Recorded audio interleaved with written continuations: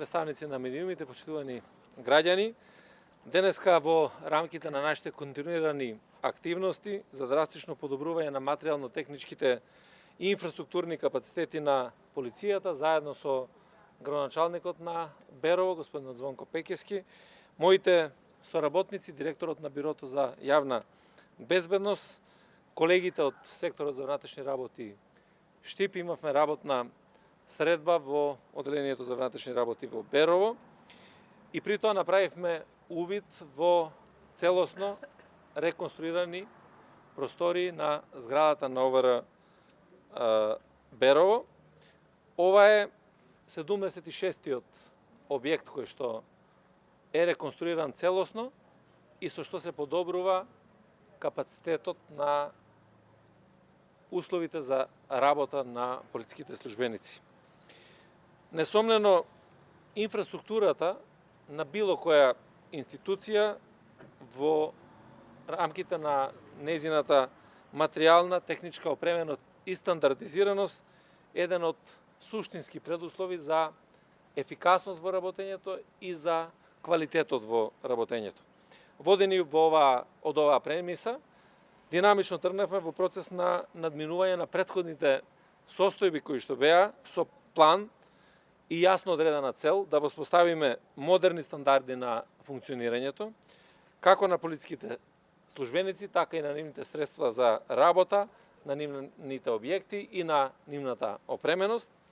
На овој план, во период од 2017 до 2022, со целосна или деломна реконструкција на 76 објекти ширум државата во сите сектори за внатрешни работи, за прв пат во историјата од Министерството спроведовме мерки за зголемување на енергетската ефикасност и сега веќе можеме да кажеме дека над 60% од вкупната бројка на објекти се енергетски ефикасни.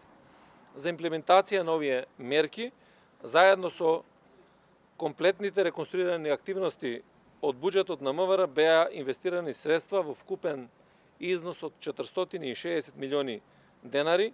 Најголемата градежна експанзија во овој дел беше во 2021 година, при што беа завршени дури 16 објекти од Министерството за внатрешни работи. Инвестиравме во тие 16 објекти некаде околу 230 милиони денари. Очекуваме до крајот на 2022 година да бидат завршени уште 3 објекти. Тоа е објектот на ОВР Делчево, објектот на ОВР Свети Николе и објектот на ЕВР Газибаба. За целосната реконструкција и санација на овој објект во Берово беа издвоени 26 милиони денари од буџетот на Министерството и по овој направен увид денеска можеме да констатираме дека сите градежни активности се извршени според планот, навремено, според стандардите за квалитет, за енергетска ефикасност на овој објект. Дозволете ми во оваа прилика, од овде од Берово, да ја најавам и кампањата што од наредна недела ќе ја стартуваме во рамки на Министерството за внатрешни работи под мотото "Сината униформа дејствува за зелената околина". Посебен куриозитет е што оваа кампања произлегува од веќе реализираните активности во насока на зголемување на енергетската ефикасност и поголемо учество на обновливите извори на енергија преку инвестиции во објектите на Министерството за внатрешни работи.